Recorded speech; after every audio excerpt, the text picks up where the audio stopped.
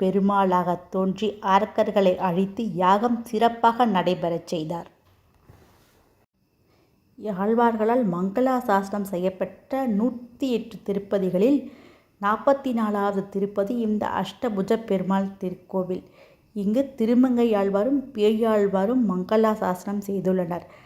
அஷ்டபுஜ பெருமாள் தோன்றுவதற்கு முன்பே ஆதிகேசவ பெருமாளாக இத்தலத்தில் அருள்பாலித்து வந்திருக்கிறார் என்றும் மங்களாசாசனத்திற்கு பின் அஷ்டபுஜ பெருமாள் பிரபலம் ஆனார் என்றும் கூறுவார்கள்.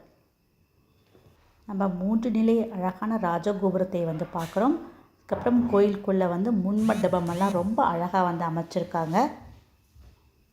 இந்த கோயிலில் அடுத்த சிறப்பம்சம் என்ன அப்படின்னா, பூமாதேவியை அழிக்க வந்த அரக்கர்களை இத்தல பெருமாள் அழித்து பூமாதேவியை காப்பாற்றியதால் வீடு கட்ட நிலம் வாங்க இருப்பவர்கள், விளை நிலங்களை வாங்குபவர்கள், கட்டிய வீடுகளில் பிரச்சனை உள்ளவர்கள் இங்கு வழிபட